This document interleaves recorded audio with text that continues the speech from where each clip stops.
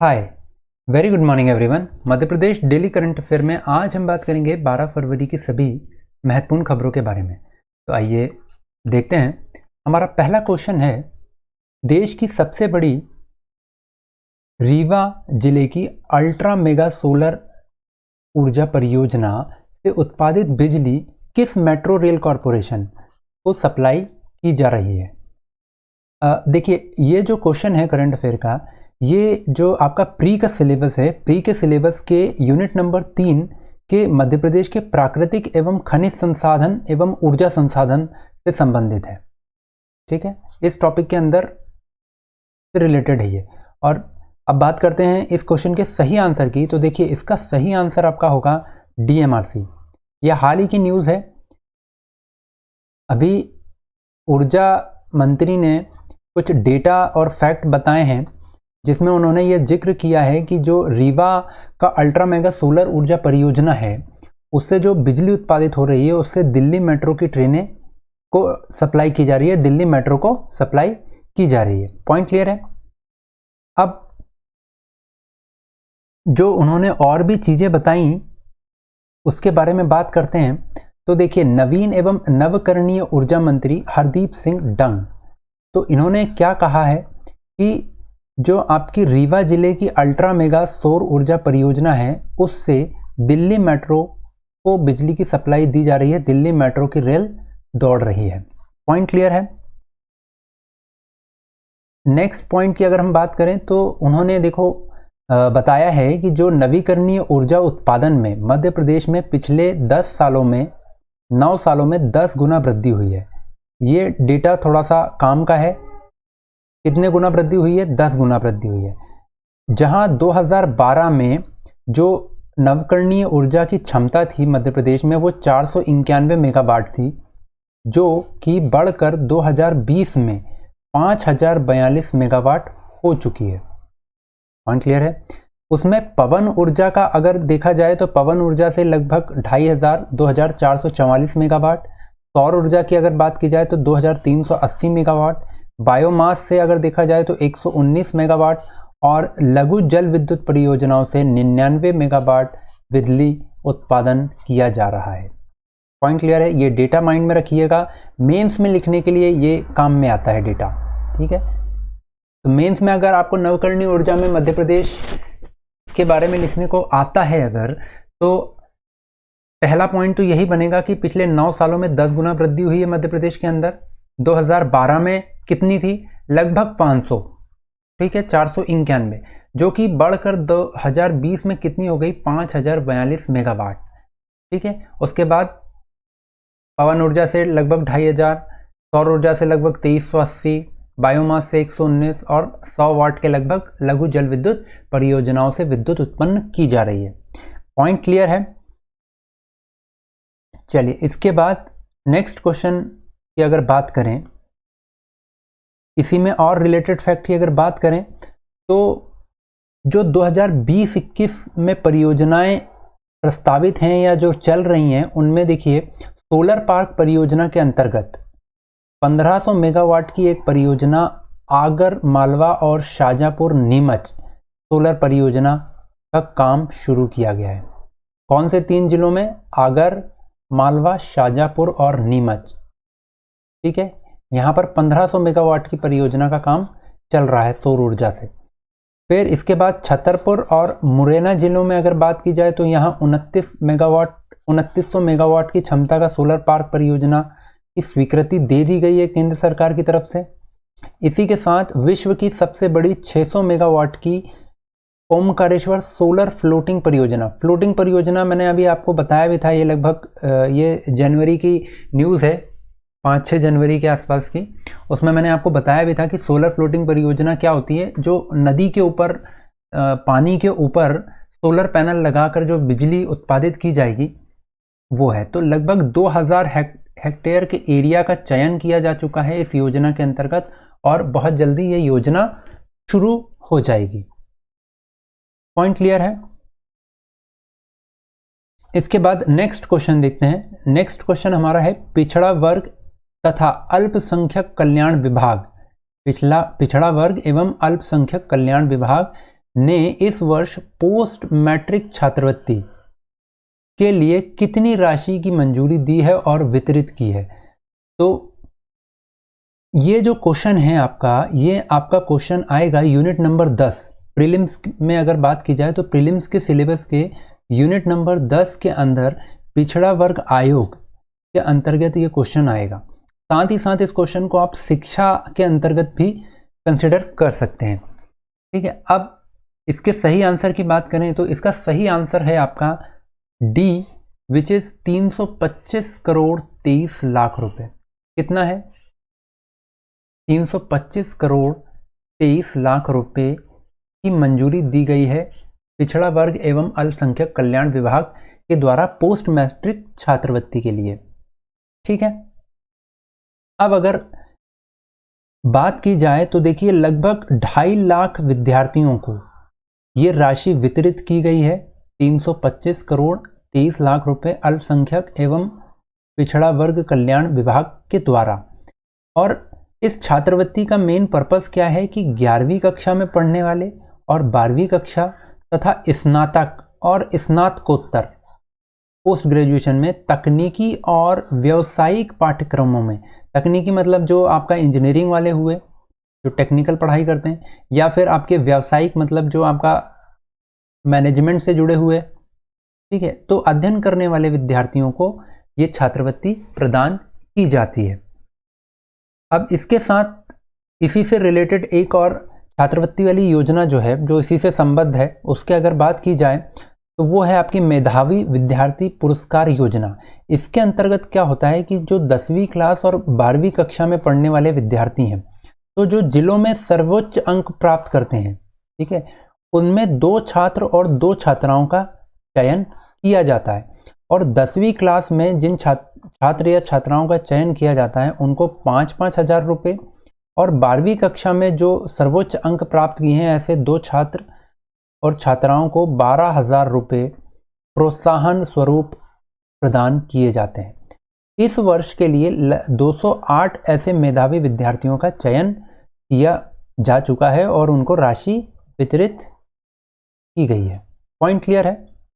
आप ये योजना याद रखिए। योजना क्या है? मेधावी विद्यार्थी पुरस्कार योजना, जो 10वीं और 12वीं कक्षा के विद्यार्थियों को प्रोत्साहन राशि प्रदान करने से रिलेटेड है। पॉइंट क्लियर है? और इस साल अगर बात की जाए तो इस योजना के अंतर्गत 325 करोड़ 23 लाख रुपए की राशि वितरित की जा चुकी है।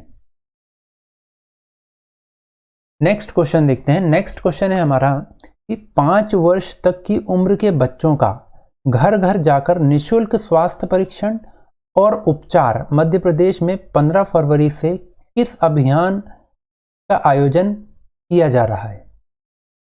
तो किस अभियान के अंतर्गत ये काम किया जाएगा कि जिसमें घर घर जाकर 5 वर्ष से कम उम्र तक के बच्चे जो हैं उनका निःशुल्क स्वास्थ्य परीक्षण किया जाएगा और उपचार किया जाएगा अगर कुछ उनको दिक्कत है तो इसका सही आंसर है आपका दस्तक अभियान। ये 15 फरवरी से शुरू होने वाला है, जो कि 20 मार्च तक मध्य प्रदेश में चलाया जाएगा। पॉइंट क्लियर है?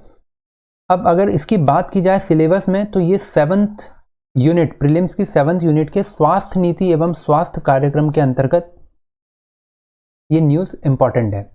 ठीक है,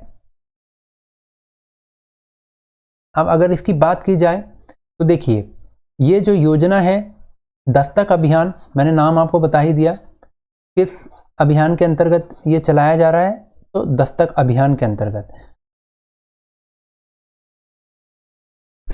पॉइंट क्लियर है? चलिए अब थोड़ा स्टैटिक जीके से रिलेटेड आने वाले एग्जाम के लिए थोड़ा सा क्वेश्चन प्रैक्टिस देख लेते हैं। तो मैंने आज की ही न्यूज़ से रिलेटेड कुछ क्वेश्चंस लिए हैं स्टैटिक जीके के, तो देखते हैं। पहला क्वेश्चन है हमारा कि मध्य प्रदेश में सर्वप्रथम विद्युत का उत्पादन कब प्रारंभ किया गया है?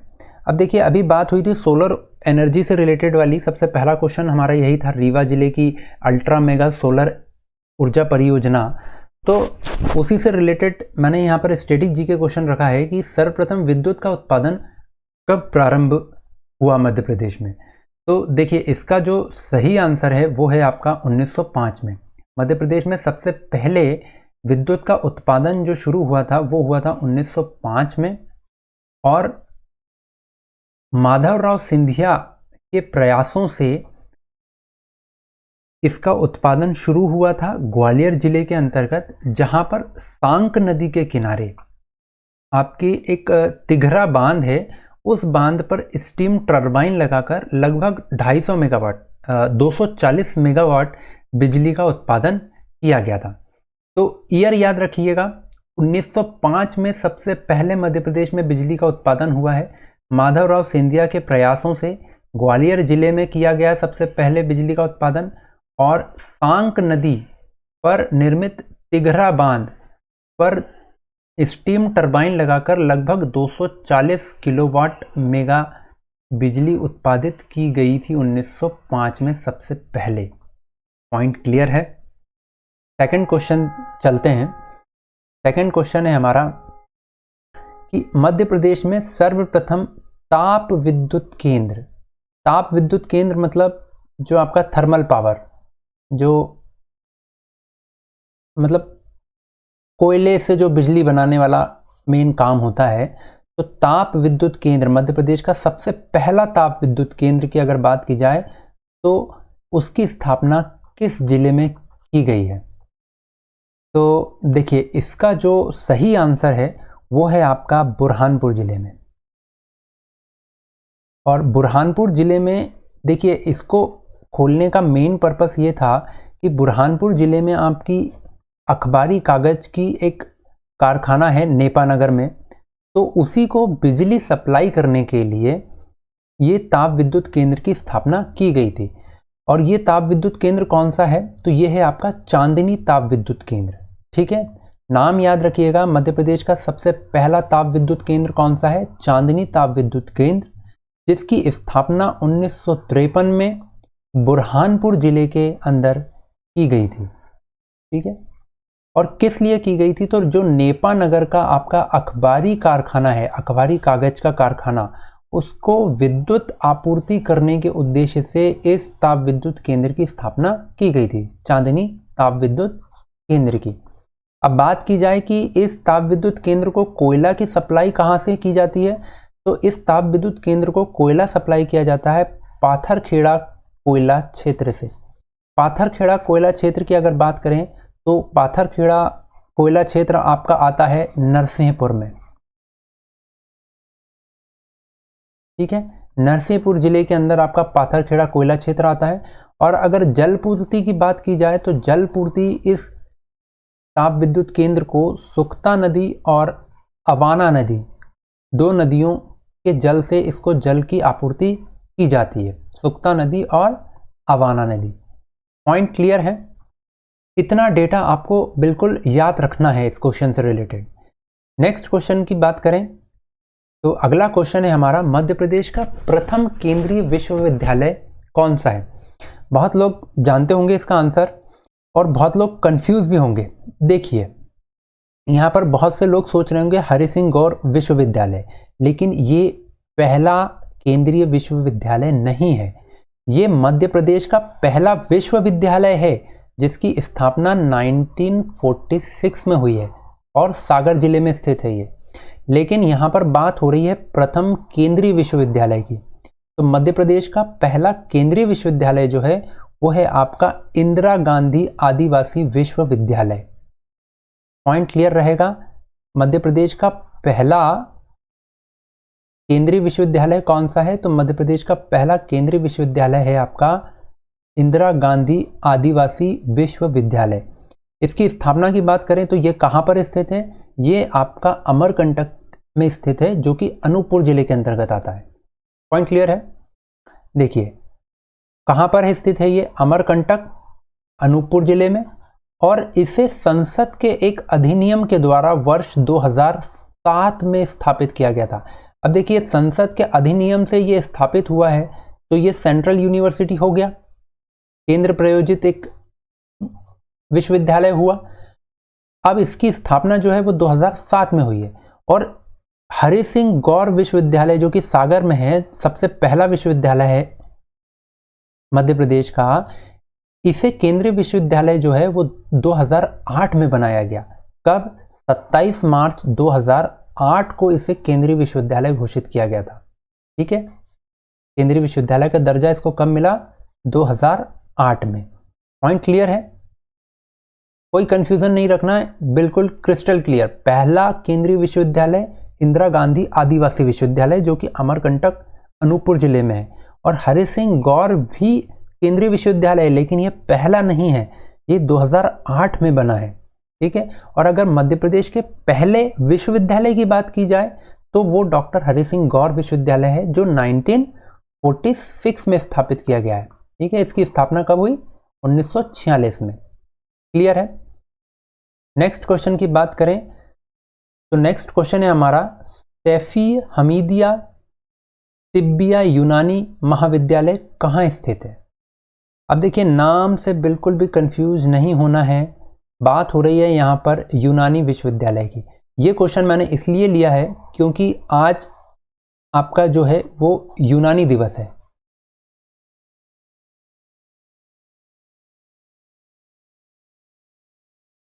अभी यूनानी दिवस मनाया गया है आपका 11 फरवरी को। कब मनाया जाता है ये? 11 फरवरी को। तो यूनानी दिवस मनाया गया है, इसीलिए ये क्वेश्चन इंपॉर्टेंट हो जाता है। सैफी हमीदिया तिब्बिया यूनानी महाविद्यालय कहाँ स्थित है? अब देखिए, अगर बात की जाए मध्य प्रदेश में, तो मध्य प्रदेश में टोटल 4 आपके यूनानी महाविद्यालय हैं। उनमें सबसे पहला महाविद्यालय जो है वो आपका बुरहानपुर में है, बुरहानपुर में जिसकी स्थापना हुई है, और वो यही महाविद्यालय है सैफिया हमीदिया यूनानी तिब्बिया यूनानी महाविद्यालय। अभी तक क्वेश्चन में क्या होता है, नॉर्मली सिर्फ यूनानी महाविद्यालय पूछा जाता है कि कहाँ स्थित है। ठीक है, लेकिन क्योंकि 4 महाविद्यालय हैं यूनानी महाविद्यालय, इसलिए अब क्वेश्चन अगर रीफ्रेम होगा तो आपसे बाकी 3 जगहों के भी यूनानी महाविद्यालयों के नाम या ईयर पूछे जा सकते हैं। तो देखिए, ये जो आपका बुरहानपुर वाला जो यूनानी महाविद्यालय है, जिसको सैफिया हमीदिया तिब्बिया यूनानी महाविद्यालय बोलते हैं, इसकी स्थापना हुई है 1962 में, और ये कहाँ पर है? ये है आपका बुरहानपुर के अंदर। ठीक है, बुरहानपुर जिले में। अब ये जो 3 ऑप्शन लिए हैं, भोपाल, इंदौर और देवास, यहाँ पर भी यूनानी महाविद्यालय हैं। मैंने अभी बताया कि टोटल मध्य प्रदेश में 4 यूनानी महाविद्यालय हैं।